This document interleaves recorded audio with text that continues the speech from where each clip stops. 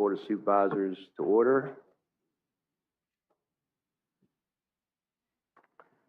I'd like to call the Planning Commission, this meeting for the Planning Commission Board to order. All right, so this time we'll stand up for an invocation, then followed by the Pledge of Allegiance.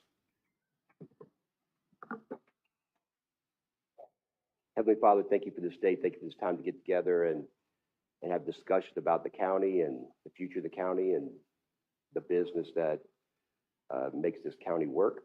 Lord, help us just to have patience with each other. Lord, give us wisdom to make these decisions. In Jesus' name, amen. Amen. I pledge allegiance to the flag of the United States of America and to the republic for which it stands, one nation, under God, indivisible, with liberty and justice for all. All right, this time, is there any amendments to the agenda?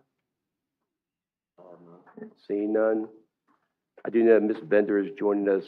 I think she's dialed in. Is she dialed in, Mr. Dines? Mr. Collins is under the weather. I don't think he is joining us tonight. This time, I'll open up the public comment. Comments will be limited to 3 minutes per person to give everyone a chance to speak. Please state your full name, the district in which you vote, so it can be properly included in the public record. First up, we have Gary Butler. Good evening, Gary Butler, 9441 Kings Highway, King George Realty. This started next month, will be 11 months ago that this issue was first brought up. And it's been a painstakingly slow process. I attended all of the ZOTAC meetings and every minute of each one. The ZOTAC committee voted 6-1 against the recommendation, which has now been revised from 50 acres to 20 and 2 acres to 5 acres and 1 acre to 3 acres. But that sounds nice, but if you look at it, that's a 100 to a 300% decrease in the yields of the potential development of the land in the county. This is a manufactured crisis. There's no crisis at all to begin with. It was based off of bad data to begin with. The figures like $8,000 to educate one student were used, and we know now that it's $5,300 of the local share.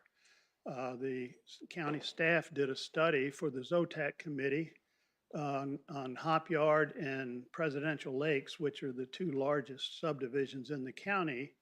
And what they found was pretty interesting. It's only 0.55 students per household.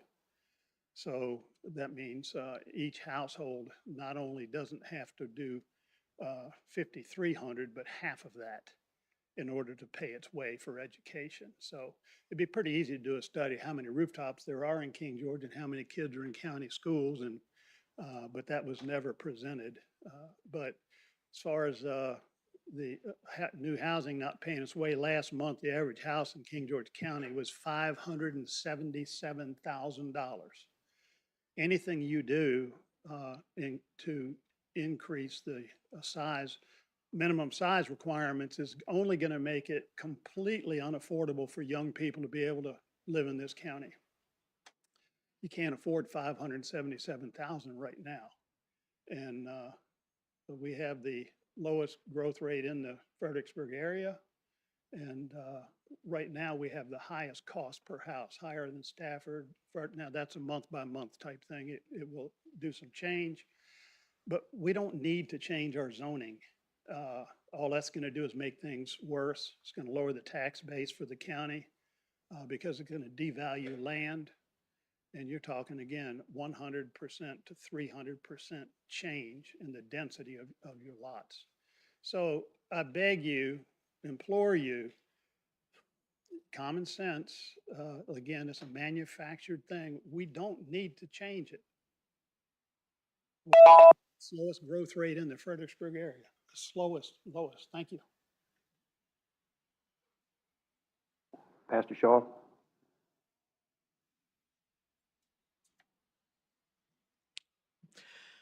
James Shaw, James Monroe District, columnist, Northern Neck Sentinel, citizen journalist, kgmedia.top. Speaking both in my capacity as EDA member and as King George taxpayer. You don't and won't have it easy tonight. Planning Commission and Board of Supervisors. You won't be able to please all the people all the time. And so what is the best path forward? Do you compromise and devise some kind of 50-50 solution that everybody hates? Do you do the democracy thing, an offshoot of Darwinism, where the strongest 50% plus one wins and the fallout is a bunch of grousing losers who send you nasty emails on a regular basis? Do you act as a democratically elected and constitutional republic, choosing the better and the best path forward that aids most everyone, even to some extent the staunch critics? Is there a number you should be shooting for? I would suspect that it probably is the 80-20 rule. You're looking for something that checks 80% of the more critical boxes. Things like maintains rural character, keeps taxes low, is business neutral, respects existing property rights. And we'll throw in some fun, leverages tech advances like AI and regenerative farming methods, since we are a 90% A1, 2, or 3 county. Take what you can use, leave the rest. Do your best for the 80% and don't trounce on the 20%. That's all we can, as citizens, really ask. May God bless the King George Renaissance. Thank you, Pastor Shaw. Is there anyone else that'd like to speak? Is there anyone online? Has anyone received any correspondence? Seeing none, I will close public comment this time. We'll move on to the agenda. Discussion items, zoning ordinance, draft text amendments, ordinance amendments. OA-02-25, proposed amendments to the King George County Ordinance, and ZOTAC, final recommendation for the Board of Supervisors. Mr. Smalding. Mr. Chairman, thank you, sir. So members of the board, members of the Planning Commission, what we have for you tonight, several documents. You know, the large map is just showing the zoning of the county itself. There's a staff memorandum that's been, let me see, there's a couple things. So one is a summary of the ZOTAC recommendations to the Board of Supervisors.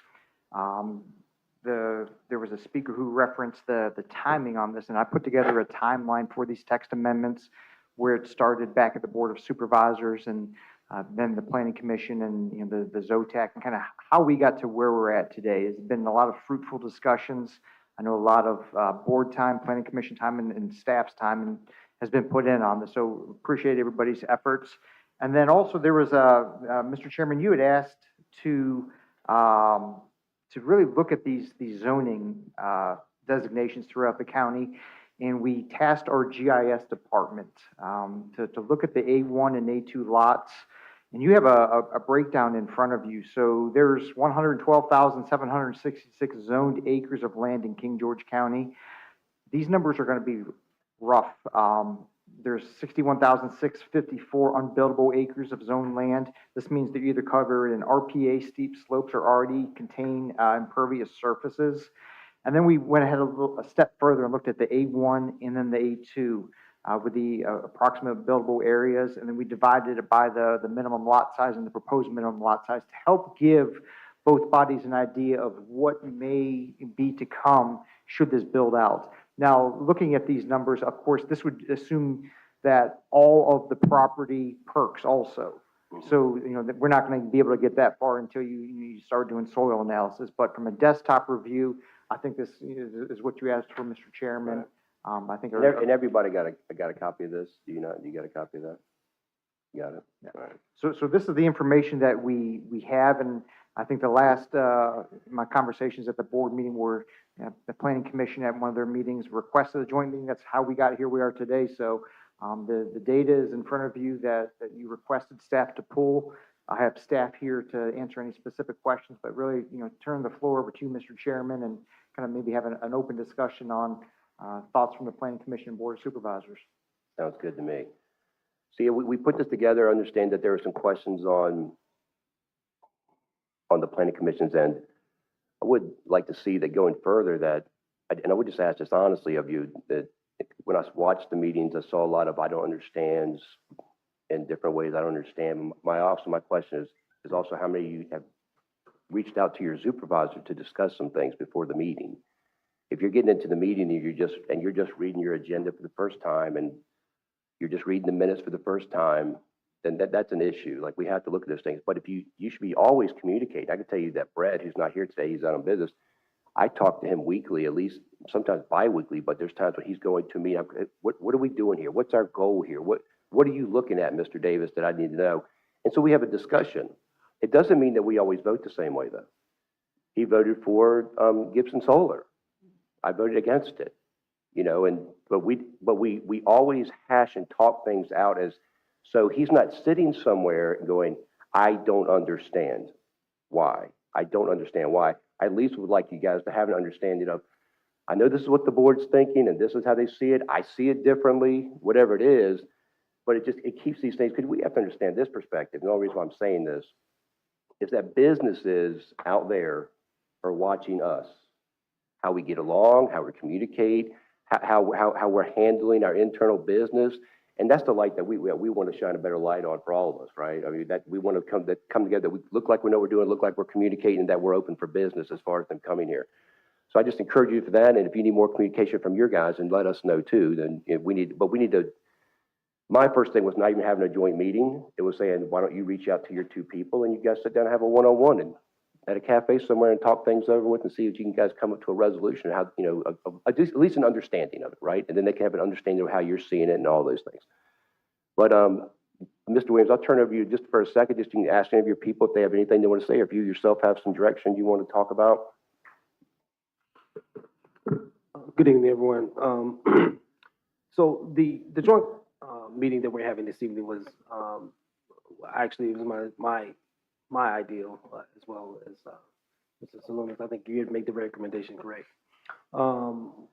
As you said, there was a lot of confusion, a lot of I don't knows. So from my perspective, you're absolutely correct. Communication is always key.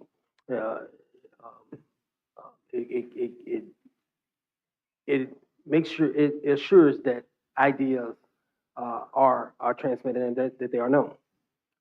However, getting one person's idea or one person's thought, I think it limits you. So yes, I thought about what I agree with you. Communication, absolutely. However, having an input from a board, a complete board, I think, and getting that all at one time, I think is vital for us as well. Again, so that's my thought. To my fellow planning commissioners, is there anyone who would like the floor at this time? Yes, sir. So it's no secret I'm running for office. I've been following all the meetings and trying to learn as much as I can about the county. And when we started the whole process here, something was a little bit different than it is now, and that's the space that we have at our schools. So something that's come to our attention is that the elementary school actually has a little bit of bandwidth left in it now, whereas we thought we were out. And I don't think anybody knows in particular why, but we got a little bit of breathing room in the schools, and so along those lines, I think that reinforces what ZOTAC came up with, is that we don't really need to downzone. I think that it's a popular decision in the county that we leave the zoning like it is. It's been that way for a long time. People have spent their whole lives, they've paid their mortgages based on a expected value. There's a certain unfairness to changing the density just mid-stride, this quick. I mean, even though it's taken us a long time to get here, you know, we're doing this within a year. I stick to what we came up with the ZOTAC committee. We might have not recommended it the right way. I think the major growth that we've seen in the county and the growth that's probably unpopular with most citizens are the very large subdivisions. Get like an outside developer and they just come in and, you know, that changes the topology of the county overnight. I propose an amendment to what we had offered in ZOTAC would be to change the requirements for a major subdivision. So we don't take it out. That the legal advice is that you can't take it out. And you have it at 5 houses being a major subdivision. More than 5, right? More than 5. So at that point in time, then they would have to they have to pay for their own connection to the service authority and pay for all that infrastructure, right? Right, and that in the agricultural district that we're trying to defend is really the A2 and the A1. And A3 is almost negligible, but in those districts, if we put that burden on them, they say, okay, and if you're in the A2 or the A3 district, you gotta have some sidewalks, and you gotta have municipal water and municipal sewer. It would be very hard to go that way. And we could leave, if it's the will of the county, we could leave the major subdivisions in the residential zone properties. And that gives your planning commission the ability to control where we do want to see growth. And, we control the growth with our planning, just versus just coming at everybody and just say, you can do half as much, a big subdivision. If you got a 900 lot subdivision and you tell them it's okay, well, it's only 450, it's still what we're trying to avoid. That many seats, they need to be paying for a school, with their properties or at least covering it. The citizens shouldn't be paying for the developers' profits. Yeah, I mean, developers don't do anything. I've heard comments about how this makes land costs go up, but developers make land costs go up. You have a piece of property that's valued at $100,000 and somebody owns that piece of property and he isn't going to sell it to Mr. and Mrs. Smith because he knows that developer is going to pay him $200,000 for it. So everyone's going to up their property so people talk to me about how land, makes this unaffordable. The realtors are already making it unaffordable by doing that with developers. It's already going that direction. We take a piece of property and they make their own mind up that this is worth $200,000. This is worth and I can't afford it. I'm not going to pay 100% more of what it's actually valued at just because the developer will. So those are some of the things. We are trying to make land more affordable for people to buy it. That's some of the stuff you're trying to put your fingerprint on. And from day one, we haven't wanted to become staff. But Ken, you have something you want to say, Mr. Sullins? You have anything to add? Yes or no? No. Taking that as a no. Sir, is there anyone else on the planning commission that Ms. Flatley? So I appreciate you taking the time. I can say that when we were presented with the ordinance changes, we were basically presented with one tool in the toolbox, yes or no. And so there are lots of other tools that we could use if we understand what you're looking for. And then we could maybe assess other tools or combination of tools to solve the problem. So I think just looking at the ordinance and not being able to necessarily talk about other methods that I know some of them were discussed in the committee. I know a lot of people are going to focus on the acreage, and I want to focus on the table because I think there's a misunderstanding about table X-1 major subdivision access points and connections. Originally, this table was designed so that you couldn't have a bunch of dead-end neighborhoods that didn't, that all the houses would let out in one place on a secondary road. And I think that there was some misunderstandings about whether or not an access point was a driveway. I think if you were to clarify that access points are not driveways, there's no need for a maximum number of access points because developers are not going to put extra access points in that aren't required where they could put a house. And so we do need minimum access points. If you feel, we collectively feel that we also need maximum access points, I think that can be discussed. But what we've done here is made it so that you can have one access point for a lot of different houses. And it's my understanding that this is a way to actually discourage some growth, because only some lots are going to be able to provide 2 access points to a primary or secondary road and 2 access points to adjoining lots if you have a 60-home subdivision. So if there's wetlands or, you know, something interfering with that, they won't be able to build. Where you've taken the 0 and made it a 1 means that if somebody has a lot and they want to put 20 houses on it and they have no way of adjoining another parcel, they can't do it, because we've said you have to have at least one adjoining parcel. So I think that this is just a misunderstood chart, table, and that if you understand that an access point is a road, then you don't have to make any changes, and it makes more sense.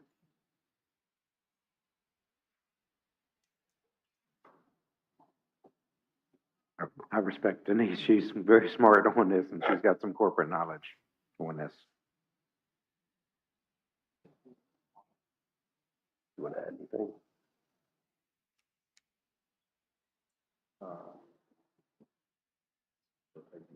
Okay. Go ahead. Yeah, I appreciate the troubles that the Board of Supervisors is having now with a lot of the infrastructure that we have currently in the county, and the needs to slow down some of that until we get caught up, right? I thought that was a very good meeting you all had a few months ago, where you explained that that was really the concern that we had, right? We have water treatment systems that need a lot of work. We have school systems potentially that we still need to build. You know, we'll have to look at the latest numbers, but I understand that those are the driving factors. I guess my concern with this is that we really need to, in my opinion, take a look at this in more of a comprehensive plan review. We're overdue for doing a comprehensive plan and figuring out, as Mr. Palavoda was saying, about where do we really want our major subdivisions? How do we want those to be in the county, and where do we want those to be?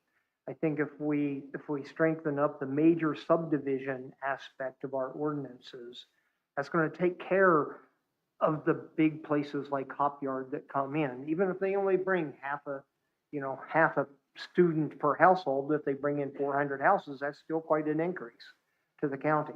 I don't know how much. I'd like to see the data of how much increase there is in what we've kind of referred to here as the family subdivision, the family subdivision or the family division of a lot, which is really driving our student population and our infrastructure problems. That's just some data. I'm sorry, Mr. Sullivan knows I'm an engineer on the base. I'm very data driven. I don't rely on emotions. I don't rely on impressions of people. I need to see the data to understand what's going on. I asked some questions about the data that was provided, and there's some holes in the way the data was provided. I'm not going to pick on them about it. It is useful information. I just don't think it tells us the whole story about, right? We've already got a lot of non-conforming lots in these zoning types already with the lot sizes they are. How many more non-conforming lots are we going to create for people? Right, there's that kind of information that we really need to take into account, and I'd much rather see this being done in a holistic process of understanding the comprehensive plan, controlling the major subdivisions and figuring out exactly where we want those to be so that we can get the infrastructure in place to support those major subdivisions. Just carte blanche changing these rules for people that have bought land with the thoughts of maybe someday when I'm older, I'll divide my 20 acres I bought because I don't need the 20 acres and I'll get a little money to tide me through retirement. Now you take those people and you take their property rights away from them for doing those sorts of little minor changes that can help the individual county landowner. And I'm reluctant to do that to people, but I do want to control the major subdivisions coming in. Yeah, I'll let Mr. Strauss speak. I don't want any more major subdivisions in King George. I mean, that's the goal. I don't want any more. I don't want any more of them. Mr. Stroud? Okay, sir, so, the remarks on the table, ma'am, 10-1, between minimum and maximum. So, I could be wrong, but I think what the intent was there is that if you have the minimum, versus the maximum, then somebody could put multiple access points in, which is multiple stoplights, could be multiple stoplights, because whenever you have a lot of people coming out onto a primary road, especially like Route 3,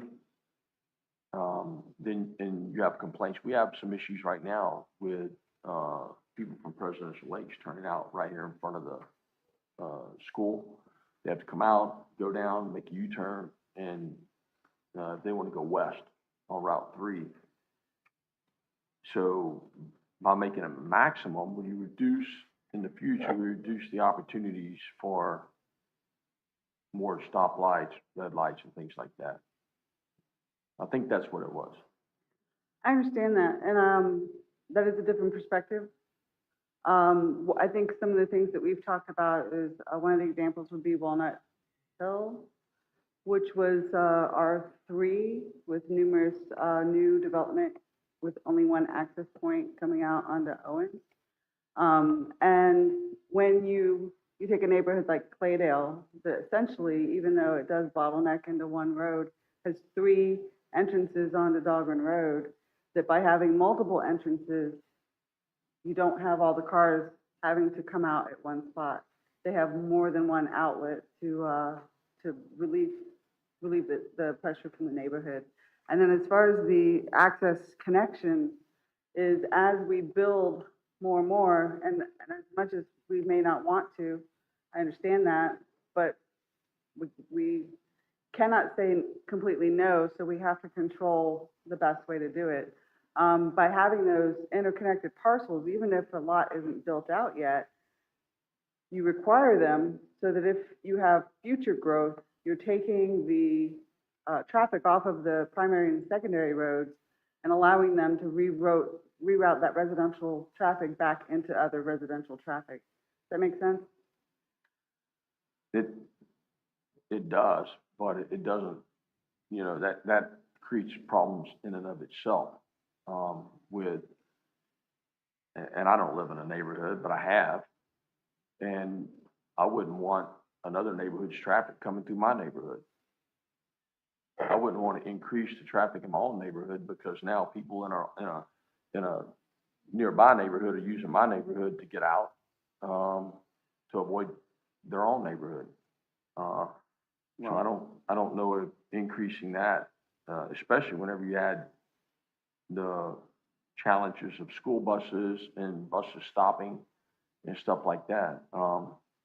So I don't know, maybe we need to alter the table and get with Mr. Lack's office and find out, what alternatives there are to that. But by having a maximum number of access points, what I think we want to do, I know what I like to do, is avoid us having a 610 or something like that they have in Stafford, where you can't go any distance without having another stoplight. We don't want it to take 10 minutes to get from the post office to the courthouse and things like that, just because we end up, and that may not be the best example, but we don't want to end up in the future where we have stoplights all over the place and things like that. So, and trying to limit that. And there are challenges. I mean, I live on Route 3, and sometimes, I have to sit there quite a while waiting for traffic to clear out. I have to wait for the stoplight to get no Comer on to halt things a little bit before I can turn out. But, that's a sacrifice I have to make.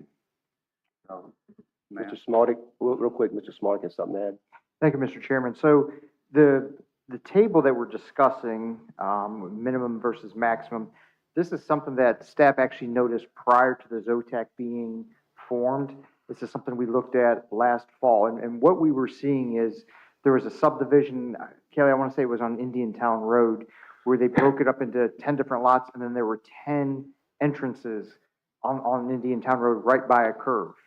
And, you know, we're looking at that, and the way we read, the way the subdivision agent interprets the subdivision ordinance was they were allowed to have a driveway for every single lot, thereby having 10 driveways on Indian Town Road near a curve. So this is, you know, in our interpretation, and Kelly, please don't let me speak for you as you are the subdivision agent, but, you know, we looked at this would be a stopgap measure to prevent those situations. 10 entrances for 10 lots on 2-acre lots is not a safe measure. So you know, this is why this was brought up and how we got to discuss this particular point. I agree with you because, and I live off of Eden. Eden's a good example. The older subdivision, Eden Estates, has a bunch of driveways on Eden Road. It also has some, you know, dead-end subdivisions off of it. That's the way we used to do things, and that was allowed. If you go down further to the Oakwood, I think, there's 2 entrances, bunch of houses. When they get to the last phases, they have to have a 3rd access point. So if you take away driveways being defined as an access point, I think this makes more sense. And that's why I said if we can lock down on the definition of an access point, we wouldn't have to change this at all. Well, there are some considerations that I respect that you made, Mr. Shaw. I think the stoplights are less likely to happen at places like Eden View and Oakwood Estates on Eden Road.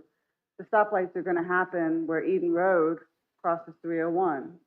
And as long as those houses are being built there, that intersection is getting used more and more. It's one that I drive almost every day. But I think still understanding that a driveway should not be an access point would reduce some of the concerns that we're talking about. Real quick, just because I had Mr. Dakota was up before you, he'd already been bugging me. Sir? You're Thank next. you. I want to thank Sean for volunteering to sit on this committee and the board for addressing this critical question. I want to express my support for the supervisor. I would like no more major subdivisions in the county. I would want to see more multifamily offerings and dense housing. Single-family housing in our environment, in our context, can't be 2 acre, can't be 5 acre, can't be 10 acre. We're not going to be meeting our community's needs for housing, and we're not going to meet our revenue requirements for out of that county resource. I would like to see an analysis of non-conforming current versus non-conforming under the alternative scenarios. I'm affected, and I'm sure there are many in my part of the county, in our district, Bill. And what does that mean? I think family subdivisions need to be expanded and preserved and guaranteed on this. Our county owners, you know, our current landowners are who we serve and preserving their land value.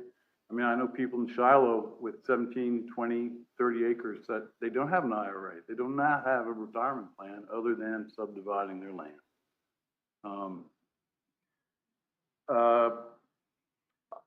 Most importantly, and I think a subject close to my heart, is we need to establish a King George County land bank, our own land trust, our own conservation. I saw 2 projects come through here that were messed up because of conservation, you know, easements, obligations that were made that we don't control. I have made a survey. I have visited communities like ours that have chosen an agriculture tourism path, Nantucket, Sanibel, Martha's Vineyard, and they have essentially banned major subdivision. What they all have in common is their own land bank, their own land trust. So proper money comes in, you know, it's there if you want to put it there. a small tax, 1% tax on every real estate transaction. Sit down. Into the land bank trust. And we buy our own property. And we put our county, for the county's use, for the service of the citizens. And if that's conservation, preservation, it can be an independent board advised by the supervisors. But that flexibility gives you a lot of muscle. And finally, that's it. R3, we need a place for our children to live in the county and to work on all these good jobs that we're going to be bringing in for them.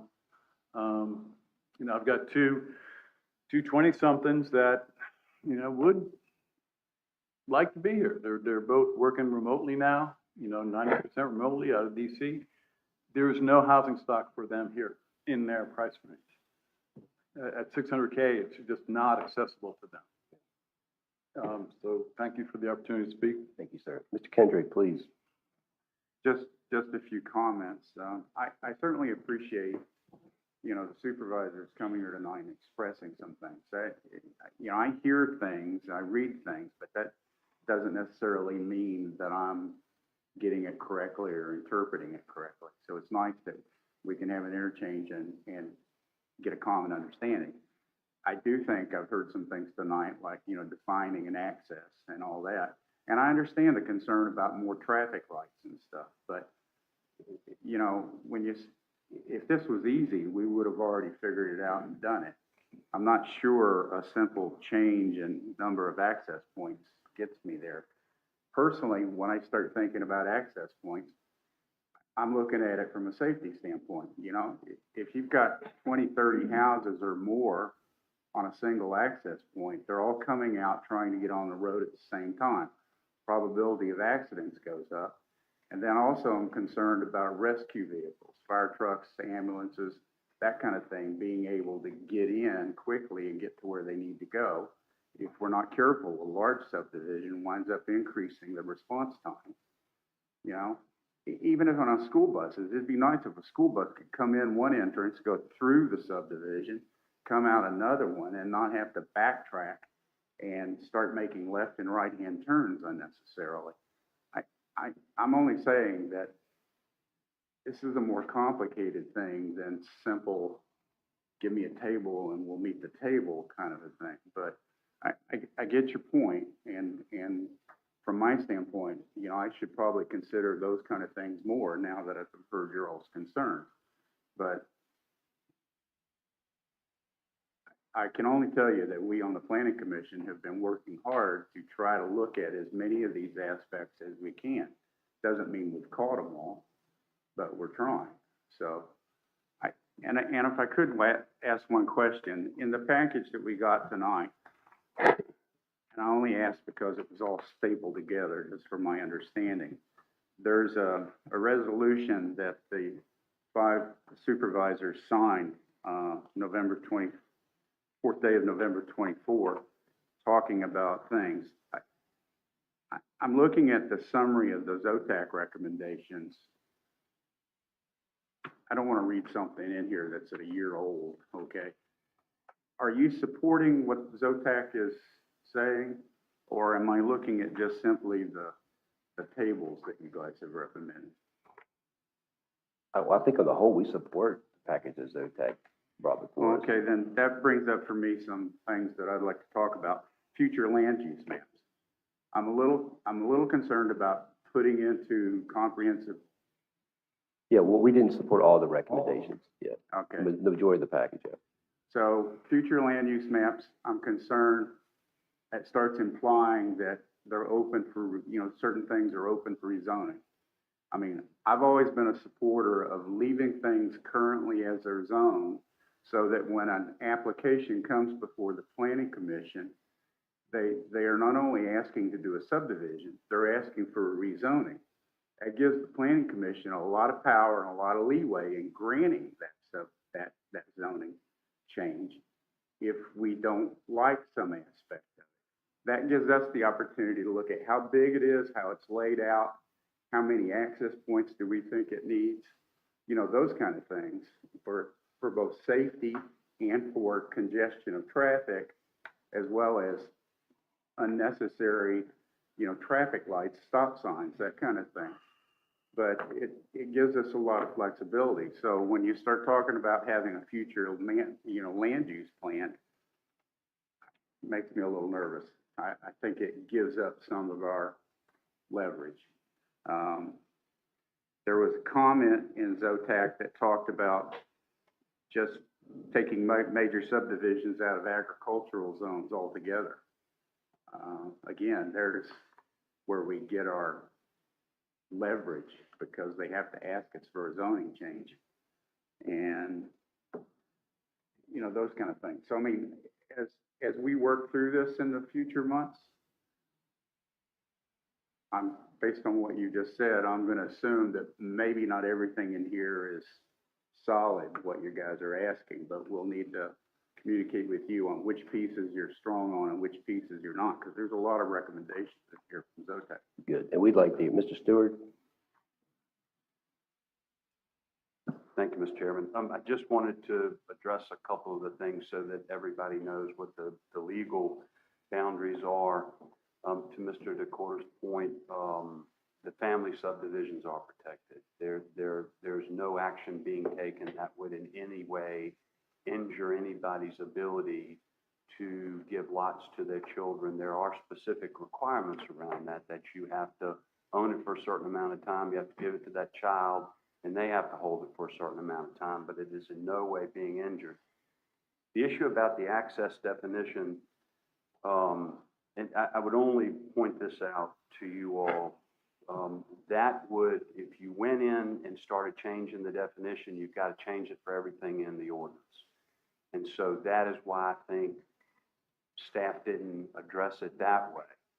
The concern was, if you have 35 lots and you have 35 points of interruption on that highway, that is a dramatic impediment to traffic.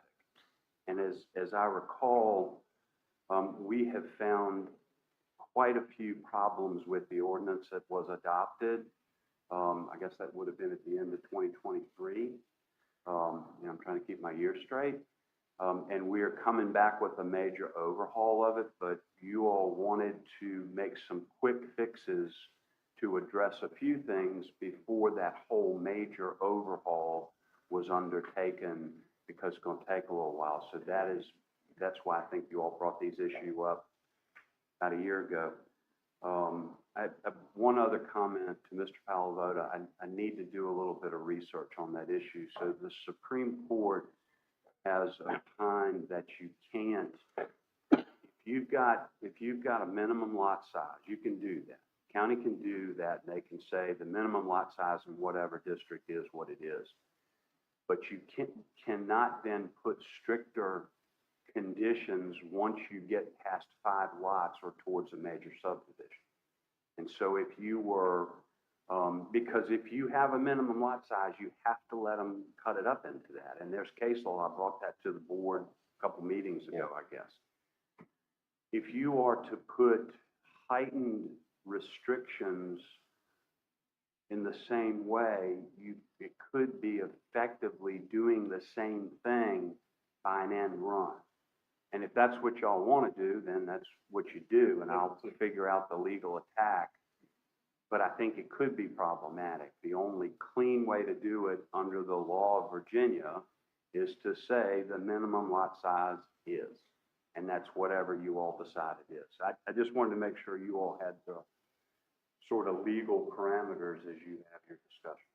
Mr. Fox, do you have something to say? Just a couple of other things. Too much to add. I mean, that's very helpful to know, actually, because, well, first of all, directionally, I think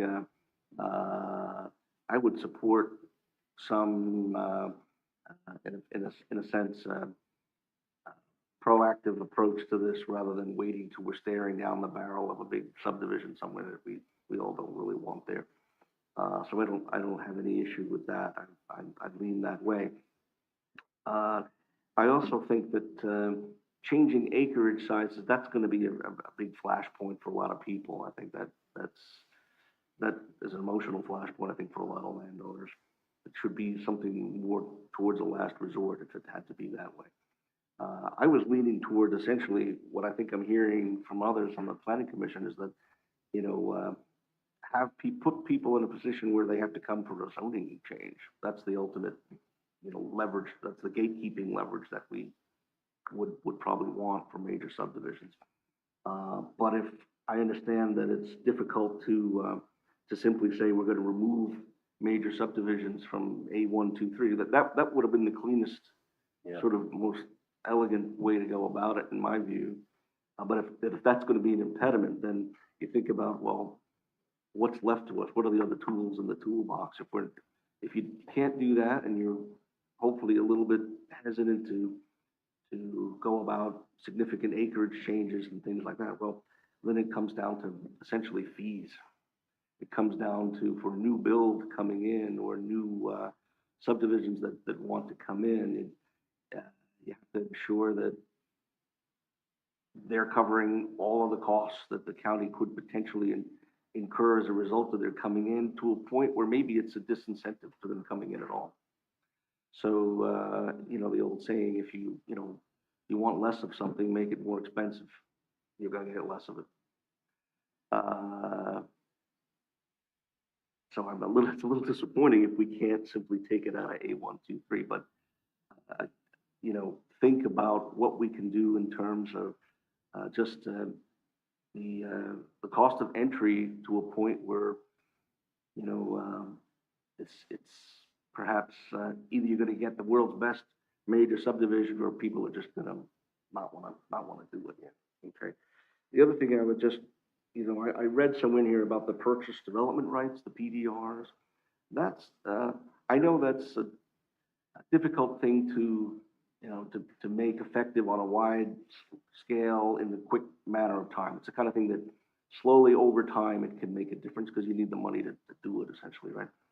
But I think that's something we should definitely put some emphasis on, because that's permanent, right? A future board of supervisors can't come in and reverse that if you know, if restrictions are put, or the development rights are purchased away from people, then the landowner's happy, and no future planning commission or board of supervisors can tear that up. Right.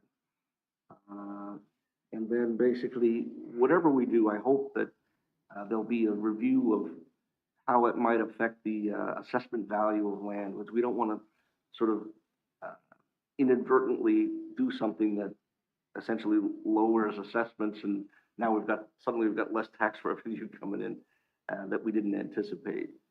And then there's a bigger gap to close. So we just want to, I think, make sure that before anything final is done, that there's just a sort of a sanity check in that regard. Right. And that's about it. Thank you. Mr. Stroud?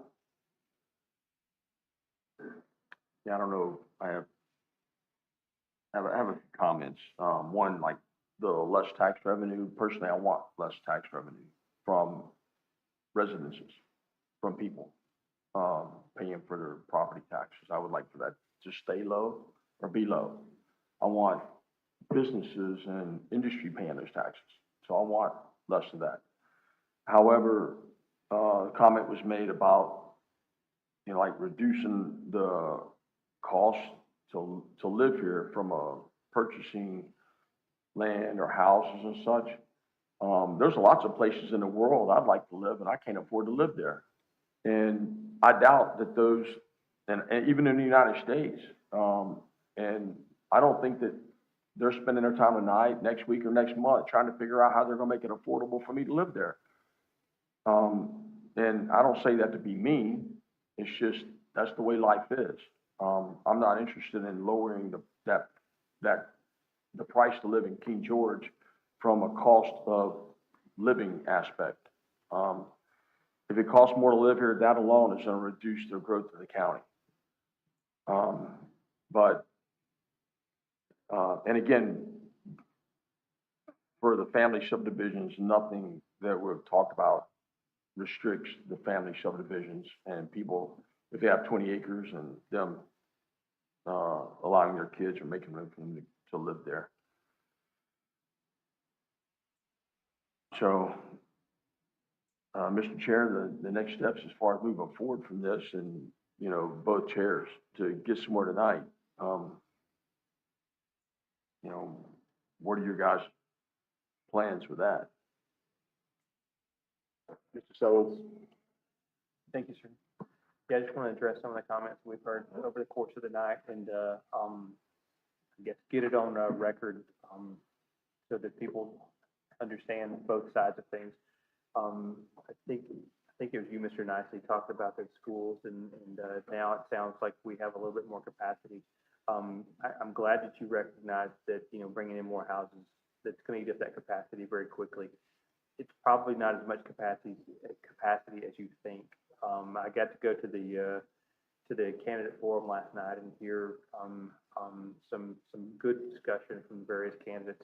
One of the things was from the two school board candidates is that the high school, it's got 1,500 seats. We've got 1,511 people to go in there right now. So that's the reason that that became a higher priority now over the building of the elementary school. One of the ways of trying to deal with that is to tear down the old VOTEC building and rebuild that. That's going to come at a significant cost.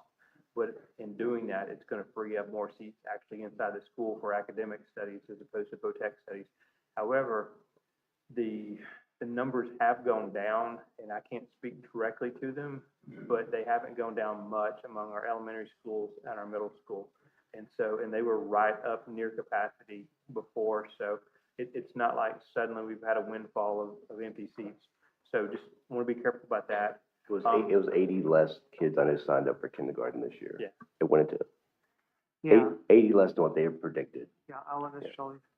So the other thing I wanted to talk about, I'm intrigued by the concept of a land bank, but I would be very careful trying to compare apples and apples. Sleepy little King George with Nantucket and Martha's Vineyard, where it's very exclusive location. It's island bound in both cases, and multi-million-dollar properties in all of them. So I would say be very careful, but I am intrigued to hear more about that.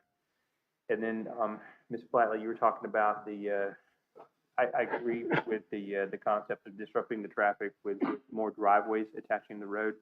I would disagree, though, that there's going to be a light at the end of Eden Road anytime soon, just because VDOT seems to be prioritizing through traffic over our local traffic.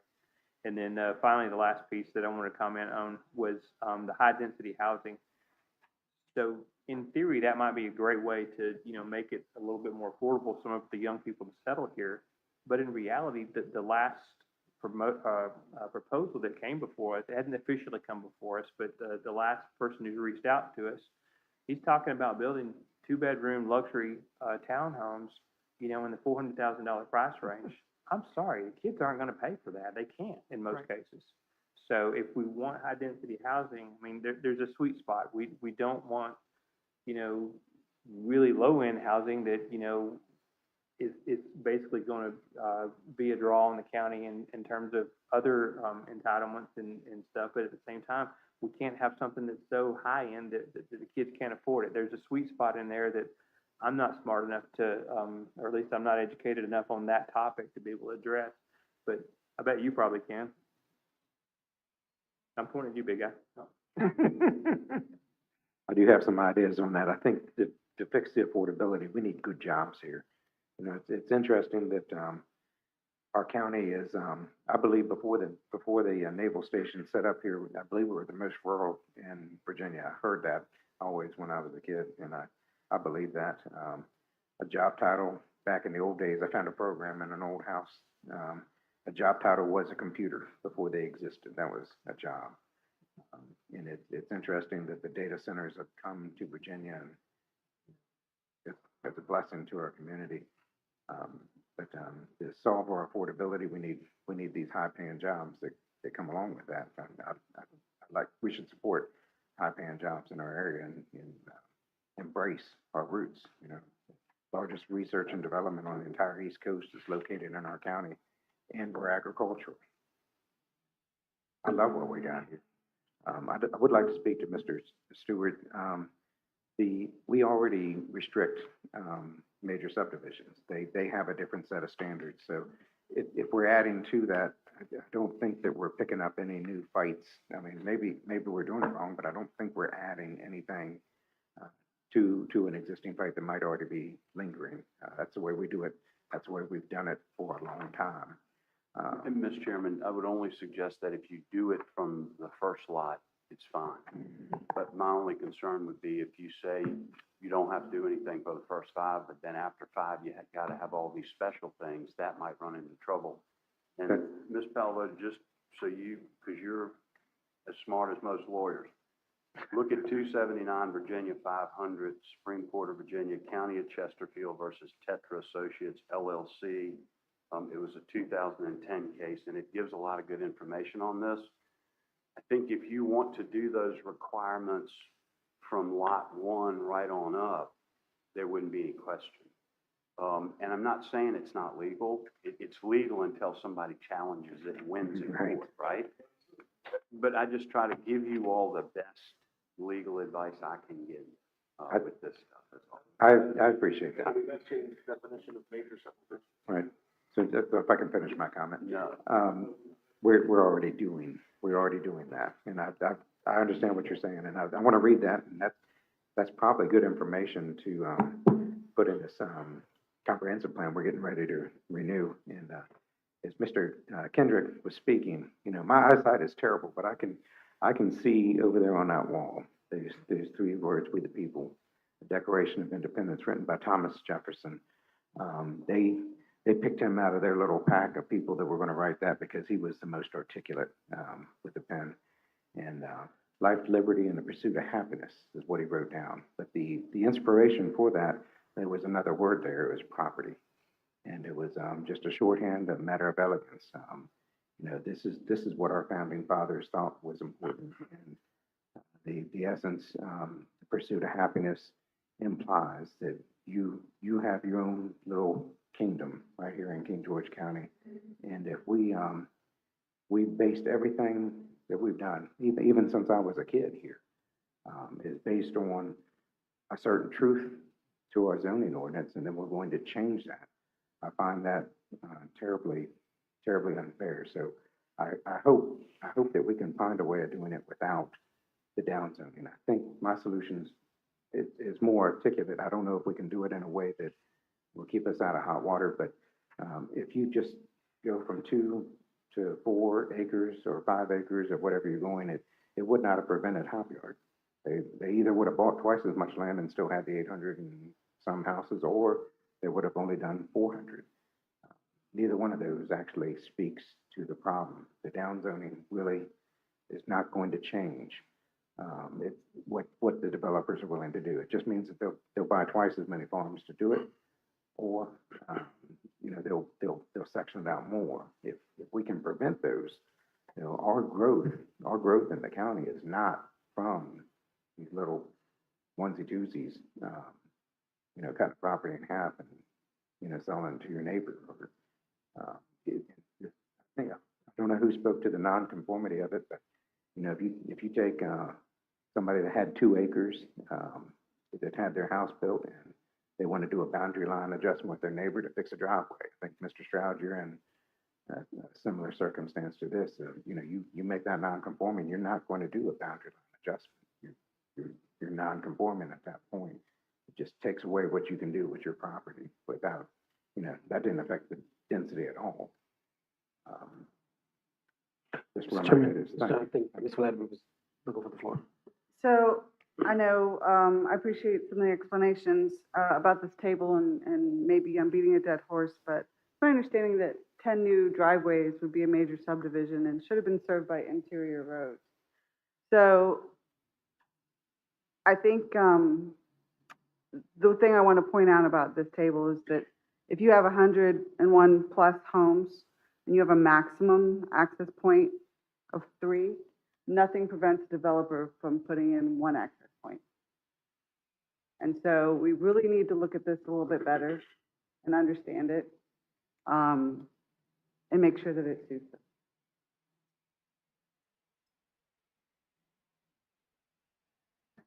Mr. Stewart, keep me from having to go back and listen to the audio recording. Could you please give me that case number again, please? 279 Virginia, 500. County of Chesterfield. Virginia, what? I'm sorry. So it would be the number 279 and then VA, and then the number 500, and that tells you where it is in the books. It's in the Supreme Court of Virginia, County of Chesterfield versus Tetra Associates LLC. Thank you. Let's say something about Martha's Vineyard and all. 50 years ago, they set up their land bank. And the property is valuable as it is now because they did set up that land bank. Second of all, Duke County, where Martha's Vineyard located, is the poorest county in Massachusetts. The majority of people there are not millionaires on millionaire plots of land. They have a housing crisis just like we do. They have a seasonal workflow, which we don't have as much, but we have more than Stafford. I don't think we should underrate ourselves. We have a sterling asset here. And the idea is for the existing landholders to maximize their value. It's not, we don't want them to pay more taxes necessarily, but we want the next generation. I grew up in, it was potato farm and duck farms, until it wasn't. Until it was a suburb of New York City. And land prices went from, these potato farmers thought it was great, they're getting $1,000 an acre. And it's now worth $1 million. You know, if you can hold your land, if you can find a way to pay your taxes and hold your land in this county, you're going to be a very wealthy family in a generation. And that's what we like about our county.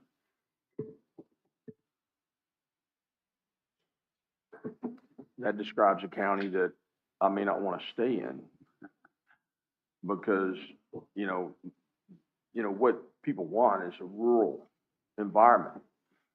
And a rural environment doesn't mean you've got homes everywhere. Okay, that's anti-rural. Just like, you know, high-paying jobs. You know, we have a lot of high-paying jobs in King George. Okay, I mean, we're one of the wealthiest counties whenever you look at jobs. We have high-paying jobs.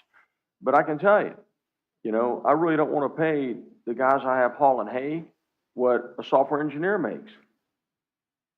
And if you take away the hay and you put houses there, then you don't have hay and you don't have rural. Okay, they don't go together.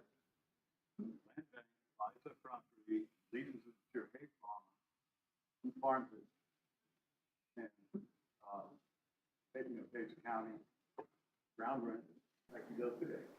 Now, I'm not knowledgeable enough about land banks, sir, tonight. I'm in Mr. Supervisor Sullivan's category of that. I'd have to learn about that. Mr. Fox, Mr. Fox? So, go ahead. Sorry, okay, yeah. I wonder if we could take a step back and go back to the recommendations of the ZOTAC for just a minute. That second one, that bullet about removing major subdivisions A1, 2, 3, from A1, 2, 3, et cetera. I mean, I think the objective could be, no matter how you get there, and the county attorney would have to educate us, but I think the point is basically we want to have a gatekeeping right, essentially as a rezoning on any major subdivision that wants to come in. It shouldn't necessarily be by right to do a major subdivision. As long as we have that check, then, you know, then I think all is well, so to speak. So if there is a workaround to essentially remove the by right ability from all this green area to do a major subdivision, we can go home and have a beer. Mr. Stewart, the best way to do that is by increasing the by right lot size. Because a developer wants density because the land becomes incredibly more valuable. And so you have people who will come in and buy 10 acres and chop it into 10 lots. They don't provide any services for the lots. They're not building any roads. They're points of interruption on the highway. They don't pay any proffers. They're not helping with the schools. If you increase the lot size, they get less density from it, and they have to come in and seek a rezoning to get more density. That's the whole point of it, and that's why counties increase the minimum lot sizes, because then you all The planning commission and the board get to control it. And you get to decide what conditions will be in there, where the right places are, what the mix of housing will be. If you want affordable in one point, and at some point, please someone tell me what affordable means, because I don't think there is that anymore. We've looked at that from a great deal in Virginia. But if you want towns, you want duplexes, whatever you want, you all then get to control it. And that's the point. And then they have to pay the proffers. They also pay the landowners a lot more money for their land once they get their entitlement on it, because if they're buying it to cut it up and buy right lots, they're paying them agricultural prices many times. But if they get options, get the entitlements on it, the landowner, the families usually make out a lot better. So most of the counties that have been through this have found that that is the best way to slow down the buy right and have people come in and request rezonings to get more density, if that answers your question. Did you mention, or forgive me, I wasn't quite clear enough. Correct me if I'm wrong. Did you mention earlier that if we eliminated the number of units that defined a major subdivision, we could perhaps get around it that way as well? I think I heard you say that there was a instead of saying it's suggestion. 6 or more, it's just. There was a suggestion that after 5 lots, you have to rezone, and that's what the case stands for. You can't put heightened conditions. Whatever the minimum lot size is what you have to do, unless you rezone it to a different category. And that category allows you for more density. Whatever 6 units to the acre versus 1 unit to every 3 acres. That is how a county controls the growth and make sure that these subdivisions or whatever are where the county wants it to be, i.e. the board and the planning commission. So you could take someone could be A1 and you can make it, 20 acres, but someone could come before you and want to rezone that R. And pretty much all this doesn't apply anymore. But we have the rezoning authority or some say-so in it, and we can just simply say no if we don't want it. If the goal here is to Or slow down. or you could say yes. We could. Yeah. But if we understand that the goal, which is what I'm hearing, is to slow down residential growth for some period of time, I don't know whether that's short or long, to at least, at the minimum, give our infrastructure a chance to catch up with what we already have, then, changing that table to how much land you have to put a house on a 2 or a 10 or a 20 acre parcel of land, we'll do it. We can do that. As I understand it, that is the way you use the zoning ordinances to control your growth. Right. But I'm also hearing that you want to get the county's revenue out of businesses and industry. All right? Generally, it's just my perception. I don't claim to be a master planner, degreed, but generally, in order to do that, to stimulate that kind of growth in any area, you got to have the people, and you got to be able to provide for some of it. So it's a case of balancing a little bit of growth to support your growth in businesses and industry, because even the data centers that have come before us, remember some of the things they were saying was they're going to draw all their people from out of the county. Lost opportunity for revenue there, okay? And the opportunity for our own people to get those jobs. But so it's a balancing act. But if that's what the goal is, to reduce residential growth, but still to some degree stimulate some growth for residential purposes so that we can attract those businesses, I can buy into that, and I would support that in the way I evaluate proposals coming before the planning commission. And I don't have any heartburn at all with that as generalized goals. They can be placed into the comprehensive plan that we're going to be redoing. I mean, in the past, we've really stressed keeping it residential, which I don't have a problem with either. But, I keep coming back to the old saying, if you're not growing, you're dying. And I want to make sure we're not doing something that's going to cause us to age as a population in the county and miss opportunities to bring in some of those businesses and stuff. But I can remember when a few years ago, we were talking about, everybody who came before us goes, we want all these things for us, restaurants and shops and all that kind of stuff. But a lot of those companies that would come in and do that, they start counting rooftops before they'll build. And so, I mean, it's a delicate kind of a balance we got to reach. But if I can understand the big goals, Yeah. which I think I have, then we as a group on the planning commission can work toward achieving that. Yes, sir. So the arguments that I've had that come to me about rooftops come from realtors or developers. And to understand that and to think about it is there are so many people that live in this county that don't work in this county. The majority of the people that work at Dahlgren, I think what you said was 80%. I was just told I was told 60%. Now it's like 80% of the people that work at Dahlgren that don't live in this county. And the young people, some of them, I spoke to some at an event week before last, and they happen to be male, and they want to live in Fredericksburg. They want to live near the university. So they want to be where maybe things are happening or whatever. But to work here doesn't mean you have to live here.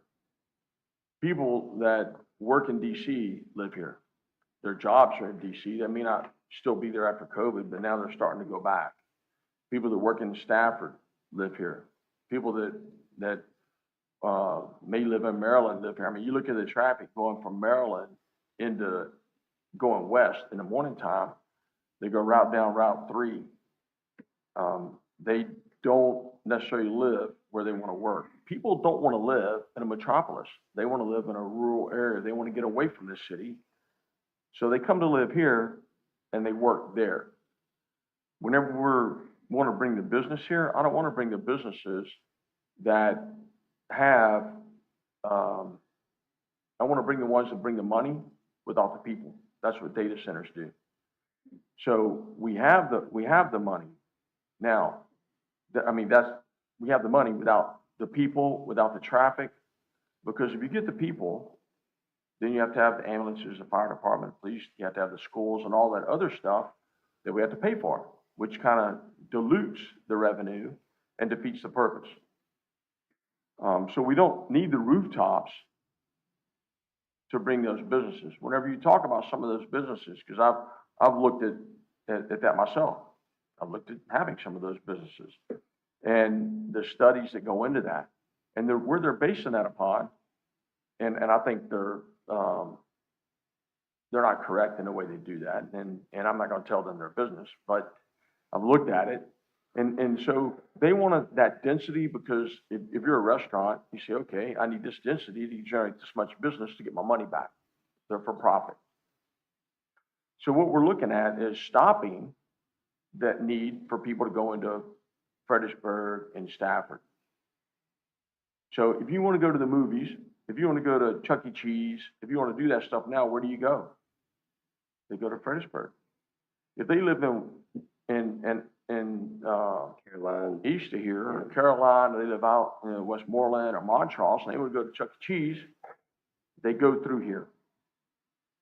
So there are some, and I'm not saying it's Chuck E. Cheese, I'm just using that example. There are some things that we do want here. There are some businesses we want. We want them to be smart businesses. We do want some restaurants here, okay? We do want those things. We're not saying we don't want those. But we want to be choosy about what they are. And those businesses that come here, their revenue is here. If they use the models that they use in other locations, they don't necessarily work here. That's my point. Because here, out here, people drive. They're willing to drive to get things. And that's proven by the business and what happens in Fredericksburg. Okay, if you look at the tax revenue, or I'm sorry, the revenue, if you look at the credit card, the zip codes at the Walmart in Ferry Farm, at the Walmart in Tappahannock, or the Walmart in King George, okay, all those charges don't come from King George. A lot of that revenue comes from other counties and other locales. And it's not people necessarily from Fredericksburg driving to King George to shop at our Walmart. But there are places that we can have these things.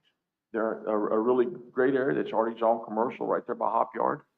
There can be, it's already commercial. Put the brewery there, put the restaurants there.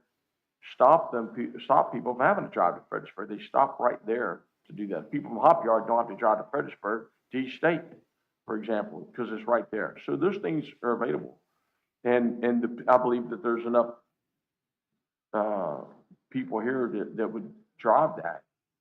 So I don't think we need more rooftops for that. And we don't need rooftops to drive our tax base. That's the purpose of those businesses, develop the tax base without increasing the taxes on the people. Our objective is to not raise taxes on the houses, to have that come from the businesses, but not to have all the subdivisions of these large major subdivisions. We're going to have growth. We're not trying to stop growth. Okay? If you can afford to buy 10 acres, or if you can afford to buy that, and you can put your house on 10 acres, and you can still live rural, you want to have your own cattle, you want to have your own farm and stuff like that. That's the type of community I think that we want to keep here. The ability to do that, because that's what a lot of people I talk to, they want to be self-sufficient. And we'll provide that. But we don't need the rooftops, I guess is what I'm saying. That you got to have rooftops for the business. It depends what the business is. I agree with 90% of what you just said, and I understand that. But, you know, my experience of living here for the last 30 years and working on base, managing a 200-person organization, is that most of my employees lived out of the county. And what I see in Dahlgren is based on a noontime population, not a nighttime population. So yes, we'll get the fast food restaurants, but you're not going to get a big restaurant because there's nobody around after 5 o'clock. They've all scattered and gone back to Fredericksburg, Maryland, Westmoreland, wherever, or a large portion of them have. And I noticed that even with the military that was in my organization, those young officers didn't want to live near the base. They lived up in Maryland, you know, in Waldorf, primarily Waldorf, because they thought La Plata was too small, or Fredericksburg, because that's where the entertainment stuff was. So, I mean, you're right in a large degree, but if you want those kinds of service support kind of activities, you're not going to get them. And I don't think, that's just my opinion, is that they're going to come slowly and somewhat reluctantly, because even when you do get one, like that little IHOP that we got a few years ago, I thought that was a great improvement for a few things for breakfast, okay? But it's small, you know, and I assume they do good business because of its size. But I mean, it's just our population in the county during the daytime is a lot higher than it is in the evenings or on the weekends. So it's going to limit some of those things. And if you're putting in a business, you want to be able to support the people in your business. I agree with you. As much as I'm a little hesitant about data centers, they are not that many people in them, and they contribute very greatly to the county's revenue. And, you know, other businesses like that, warehousing, that kind of thing, I can see doing that as well. And they don't put a lot of drain on our resources. But if you're wanting some other types of businesses, offices, so forth, you know, I can only tell you my personal experiences. I came here and I lived in Fredericksburg until I got married. And then and I got a little older and I wanted to settle near where I was working. I didn't want to drive 40 miles, you know? So I'm just concerned that if we're not keeping an eye on some growth, and I agree, I know you guys have not said no growth. I've heard 1.2%, something along those kind of lines per year. But, you know, you want it to start attracting some folks to keep them, and you want to keep your young people. Not everybody, not all of our youth are going to go to work, you know, on the base. And you're going to lose a bunch of those to outside of the county. And when they take a job outside the county, they're going to move to outside the county in all likelihood. Not everybody is willing to do those long commutes. The people in DC commute down here because it's so damn expensive up there and so crowded and all the other problems that come with it. And so they take their families and bring them down here and they live, but they keep going up and down the road. So I get it. I'm just saying it's a balance, and I don't want to hear that we're trying to do zero growth, but slow down the growth, perfectly fine with and agree with it. So I guess I'm just sort of asking you to trust the Planning Commission that once we understand what the goal is, we can tailor our actions to meet those goals and support them. And I believe we can, but if you start putting absolutes on us and start putting maximums, you know, kind of things into the language, I'm afraid of the unforeseen circumstances that might pop up as a result of it. Thank you. I think, so you're right, traffic has driven on, we got a Chick-fil-A not because of population, but because of traffic and because the base is down there, right? And because people come across the bridge. What Mr. Stroud is talking about, it's like, you know, when I ran, people were like, you know, you can't lead a horse to water. You can't make him drink. You can lead a horse to water, but you can't make him drink. And I'd say, well, if you put salt in his oats, you can. You put salt in a horse's oats, you can make him drink water. I've done it before. It works. And what I'm saying is we have to develop, like, I go to Colonial Beach and eat at their restaurants. I go to Montrose, I eat at their restaurants. And I go past that out there to the next little, they got like great little restaurants and microbreweries and everything. That's where I go spend my money. Those same people are driving through King George to go somewhere else. So for me to think that if I don't give them a reason to stop here, that they won't stop here, it's continuously going.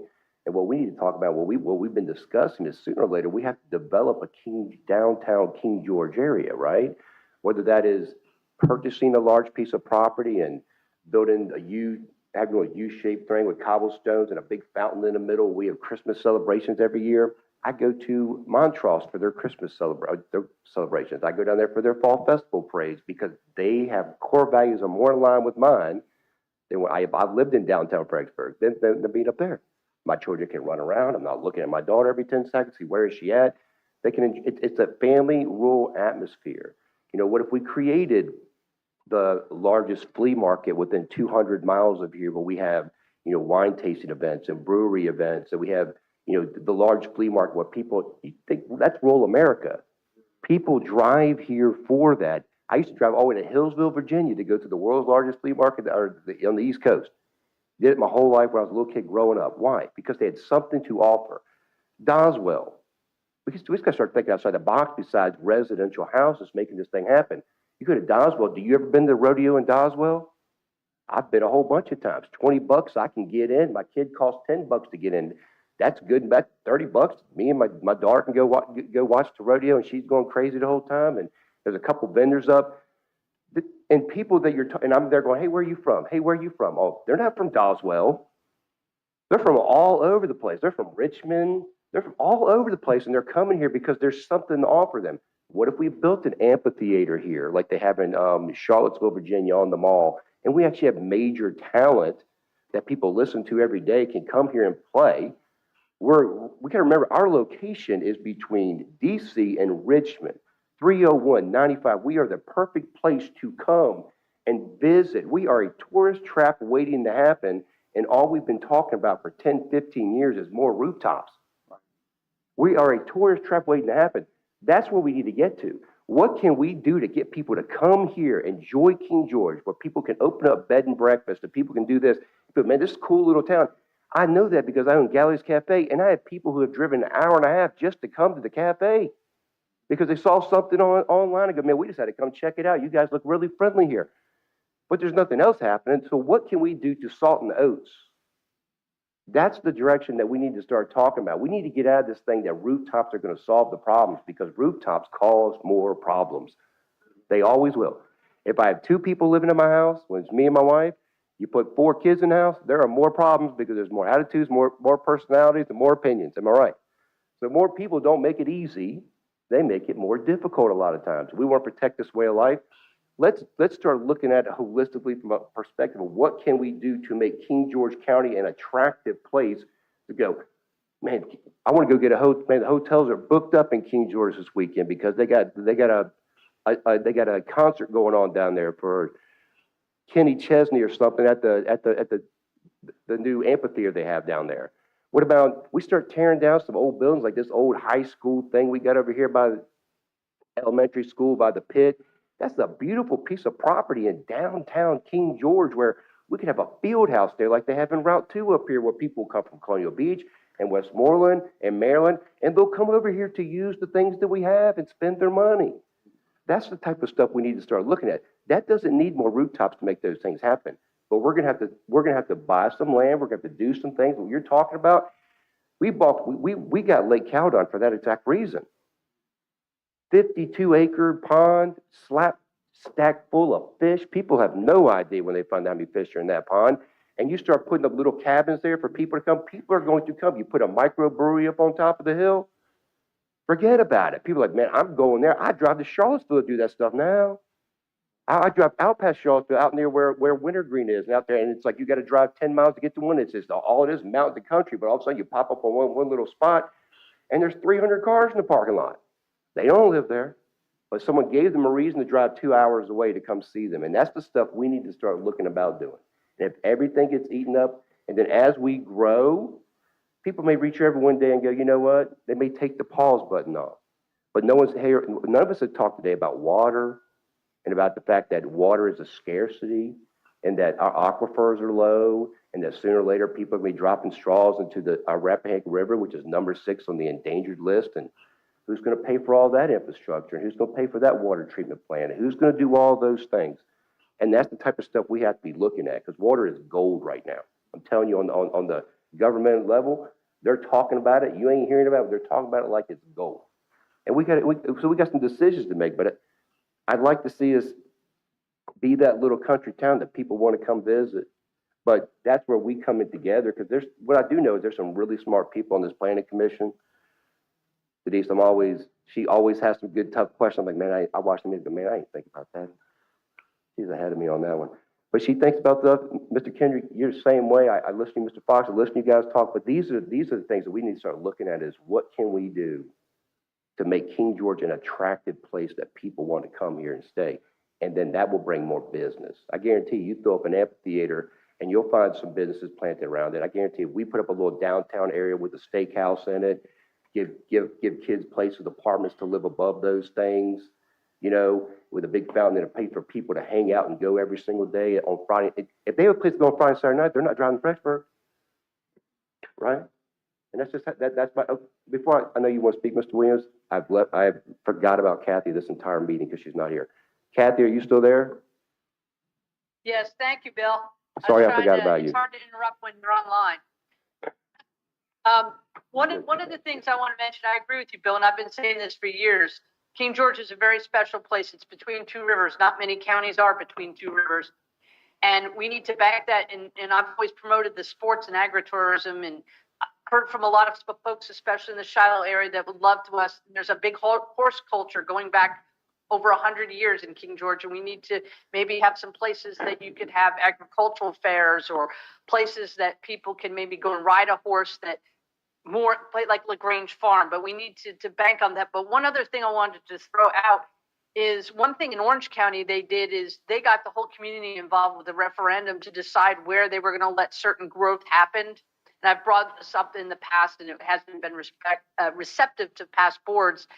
but looking at, they made an agreement of where they were going to allow a little bit of housing and growth in the industrial area, and then where it was going to stay rural, and then what areas were going to stay the schools and the government buildings. And then it was mentioned earlier about maps.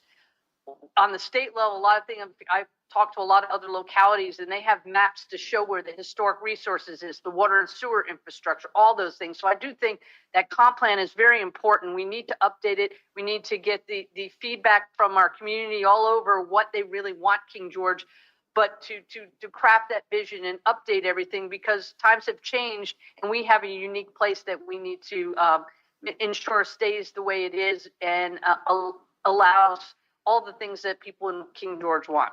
Thank you. Thank you, Ms. Bender. You've been living in King George too long when you start saying water. Just to let you know. That's Sure. okay. It might be a little bit of that Jersey in too.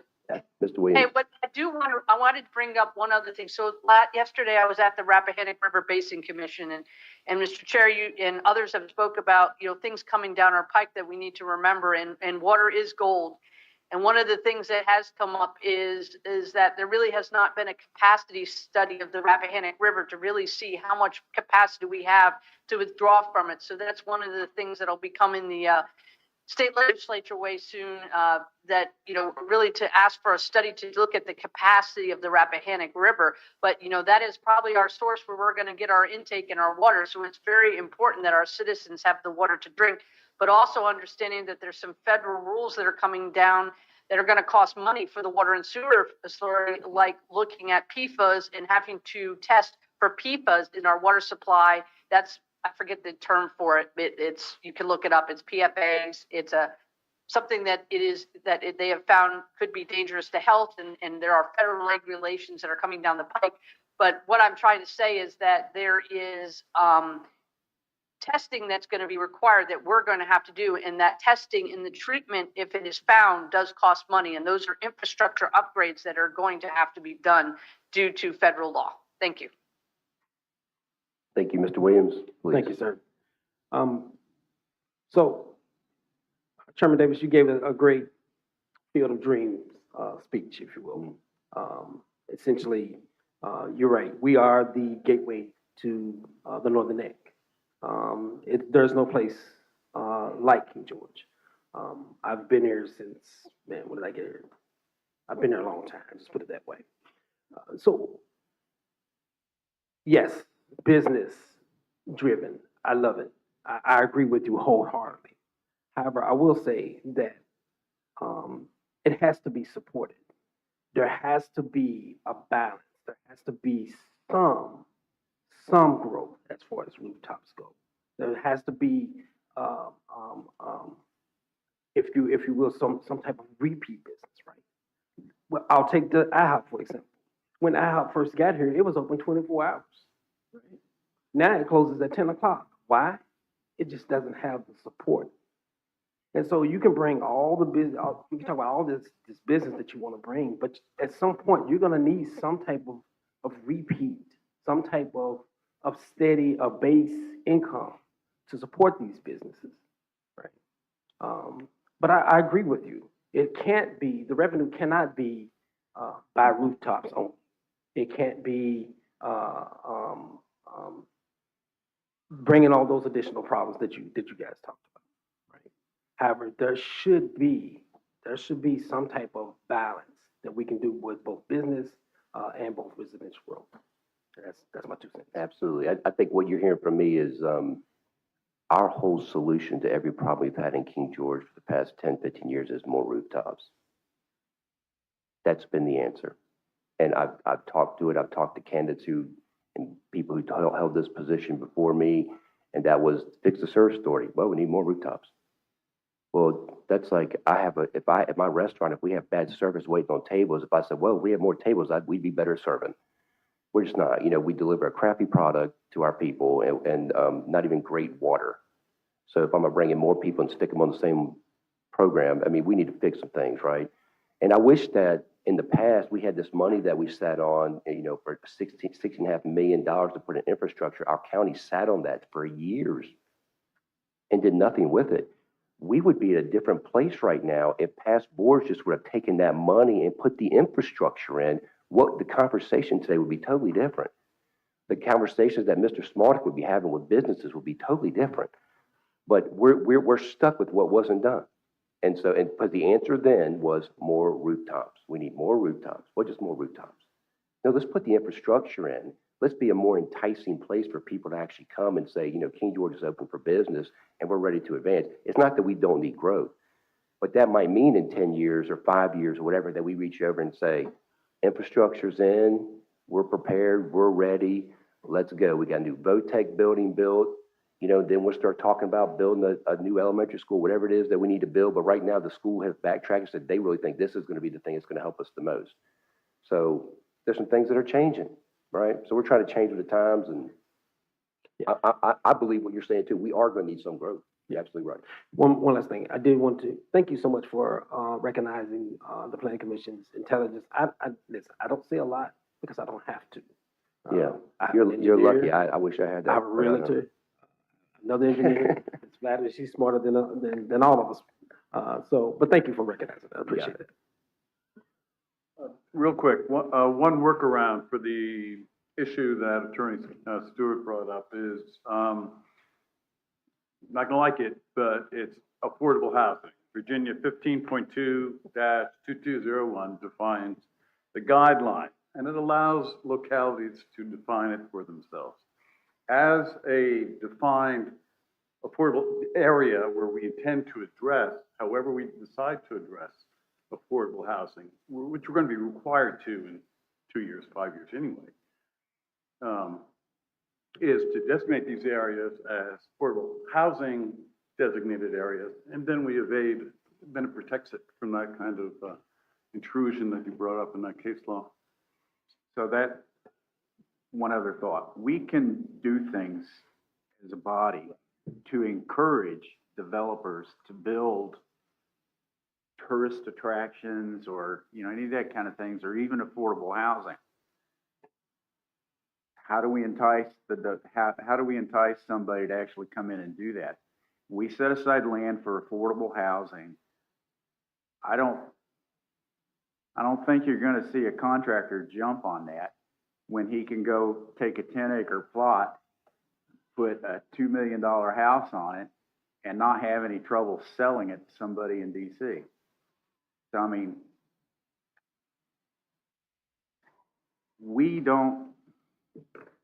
I'm coming at this from a planning commission standpoint. We don't actually build anything. Right. All right? We react to people who want to come here and do stuff. We can set up our rules to make it attractive and encourage them, you know, to do development, you know, and I agree, more touristy kind of things here wouldn't be bad. But what do we do to attract them? And we can set aside, we said something about doing, you know, commercial development for like apartments and stuff, you know, got to have so many low income or affordable units in them. And they gave us the bare minimum and did that grudgingly. But, you know, I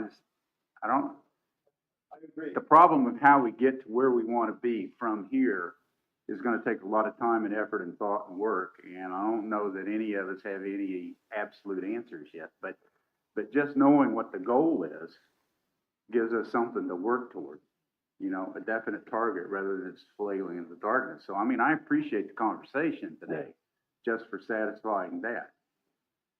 I think it's going to start a lot with us letting King George is known, okay, all around as being a hard place for businesses to come to. Too many obstacles, too much. They drag stuff through the permits and planning, and everything is dragged so slow. But that office right there is running great. Thank you very much, and thank you very much.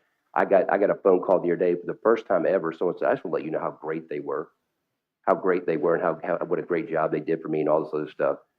So that being said, it's us now letting people know, and that's why we go out of town and we meet with people, things like that, that King George is open for business. And yes, I mean, we're getting ready to have a meeting coming up in October. We had a couple meetings come up with manufacturers.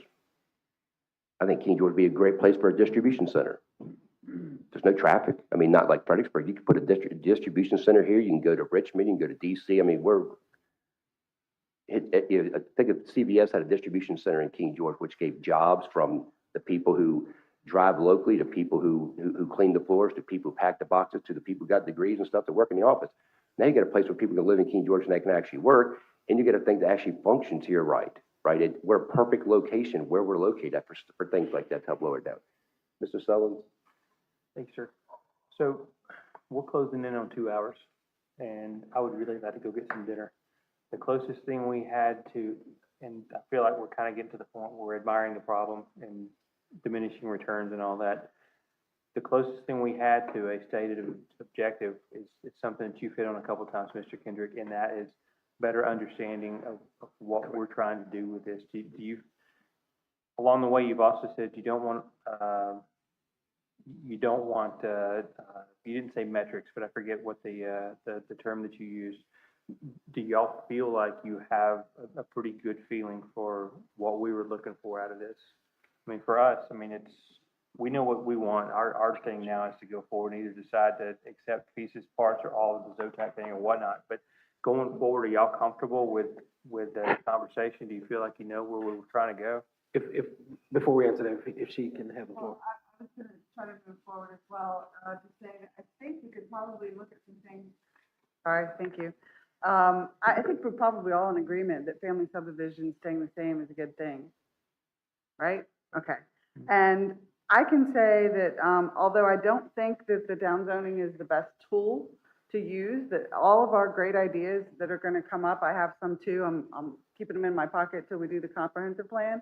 I think all of these tools are gonna help. I could get on board with this if it was, temporary.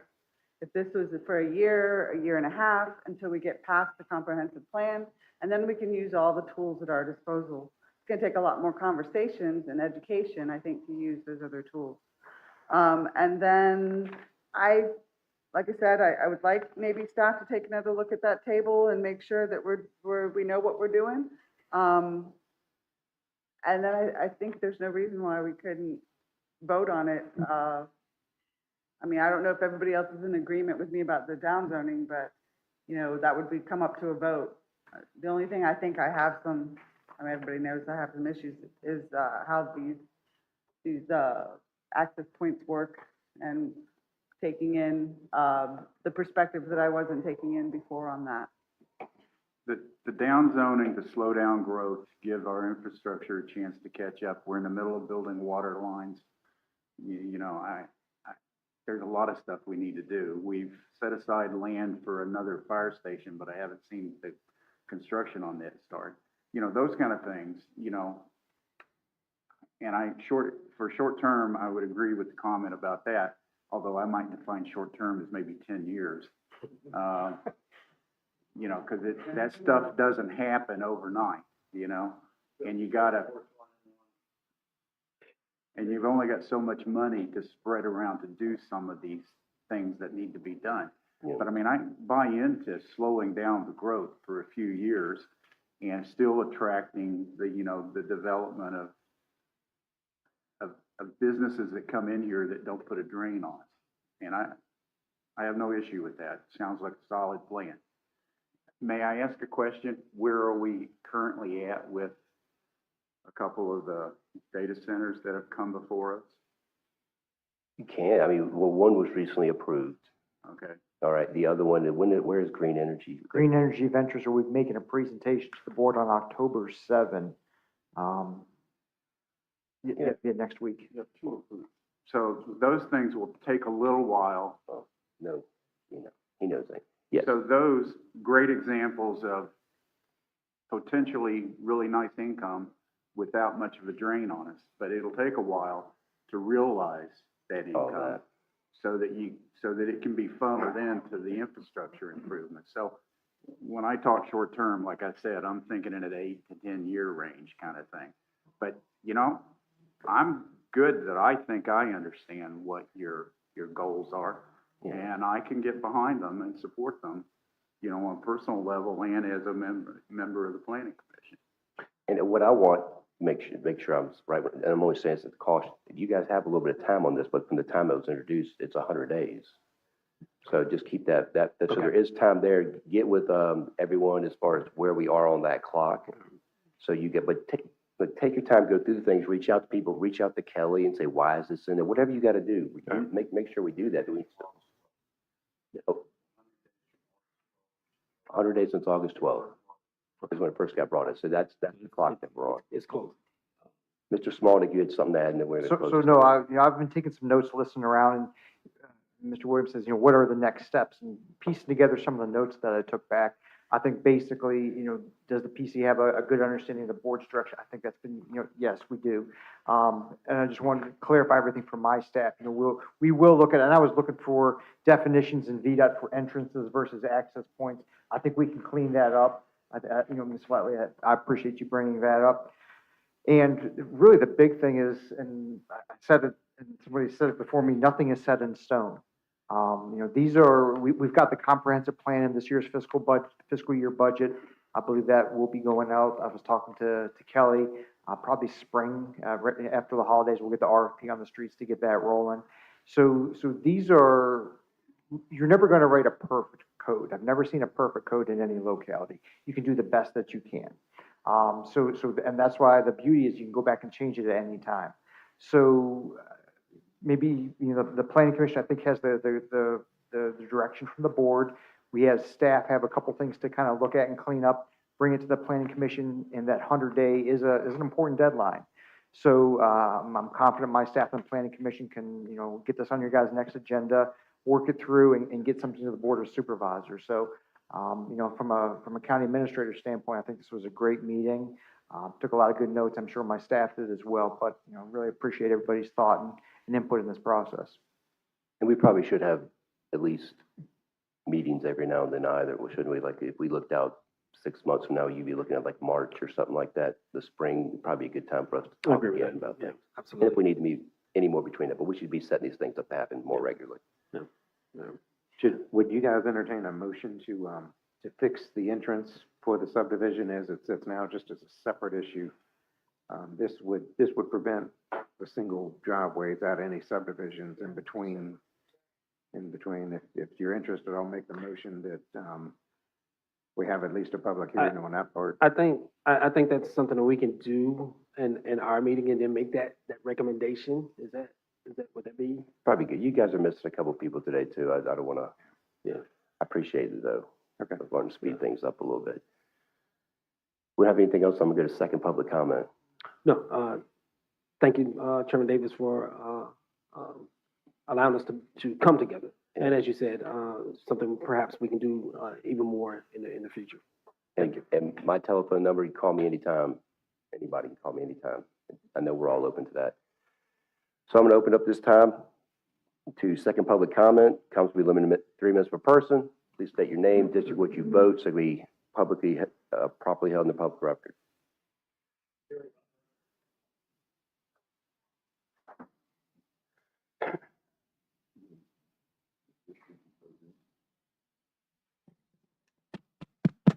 All right. Gary Butler, again, I want to talk a little bit about relativity, going toward Mr. Stewart's comments about what localities are doing, that they increase lot sizes to create the opportunity to force people to go to a rezoning so the county can take proffers. And we talk about lot sizes. King George has the strictest zoning in the state of Virginia right now. Hop yard exists because you took property that was, I believe, A1 at that time. And it's only there because that Board of Supervisors agreed to rezone it. Had they not agreed to rezone it, there would be no hop yard. It would, it'd still be a farm. You have that ability right now.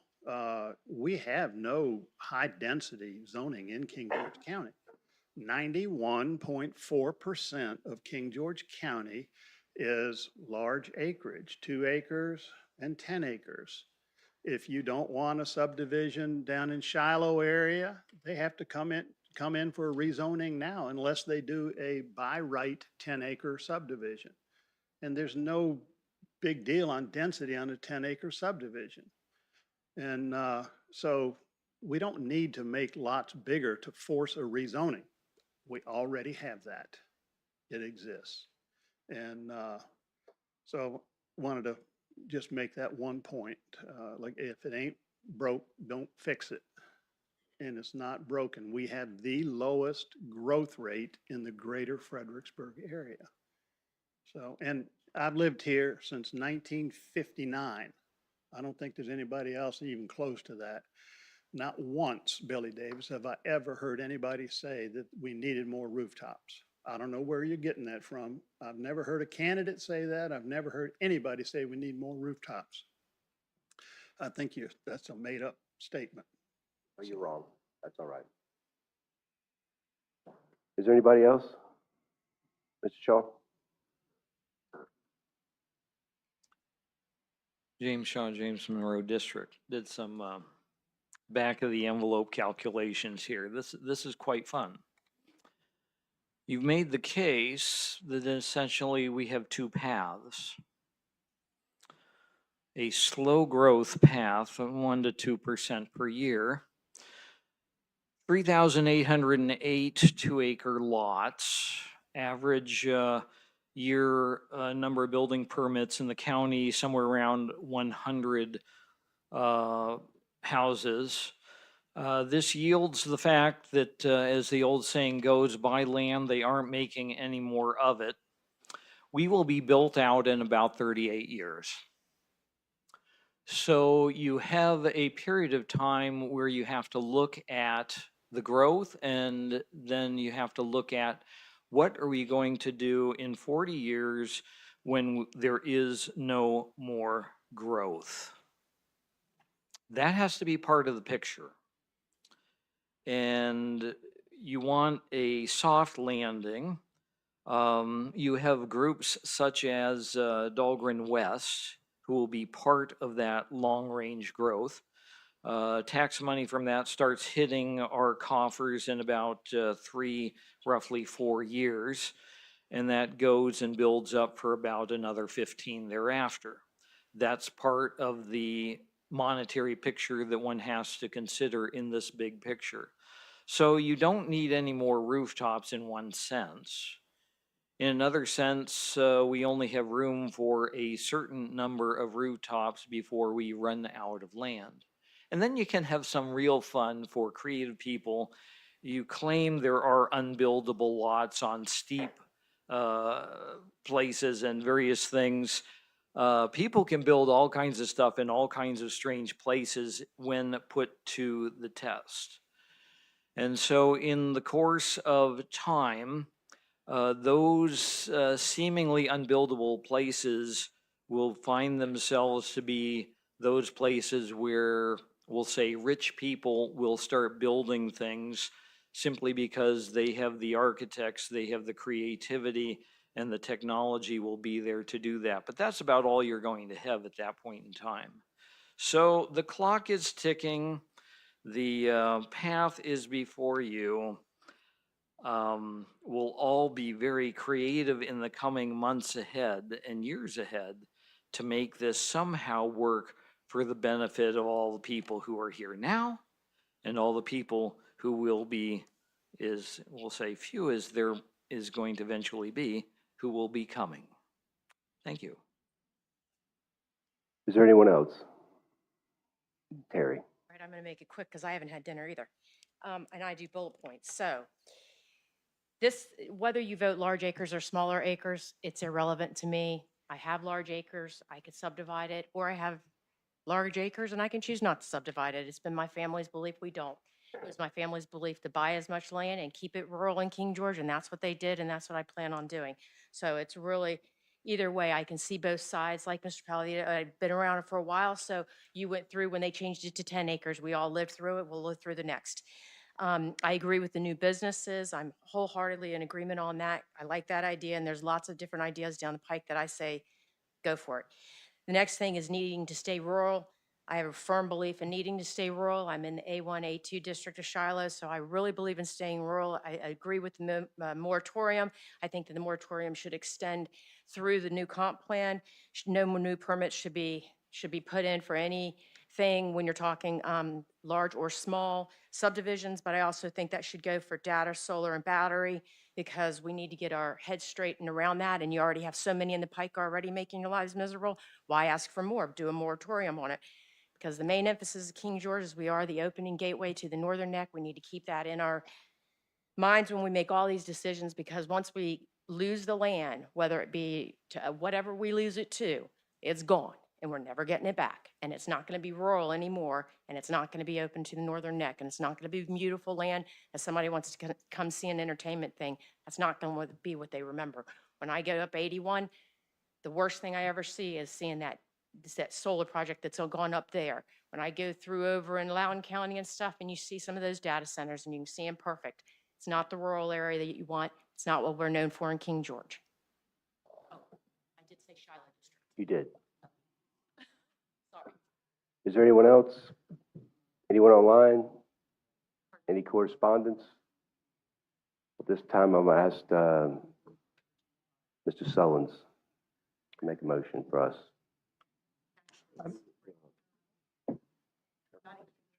Yeah, they need to. Oh, yeah, you guys got to do yours first. You need someone to read it for you? Do you have it?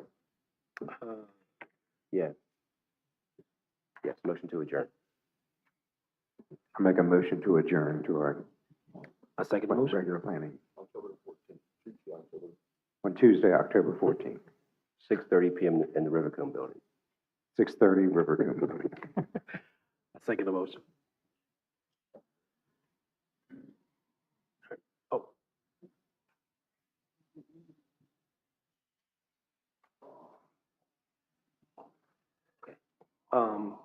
So before I adjourn, the November meeting is on a Wednesday. Our meeting that we have, we normally have second Tuesday, it's on a Wednesday, so, anything else? All right. I don't have a gavel, but meeting's adjourned. Mr. Chairman, I move that we adjourn the Board of Supervisors to Tuesday, October 7th at 5:30 in the Rivercombe Boardroom. Second. Motion probably second. Is there any further discussion? All in favor, say aye. Aye. Chair votes aye. Motion passes. We are adjourned. Thank you.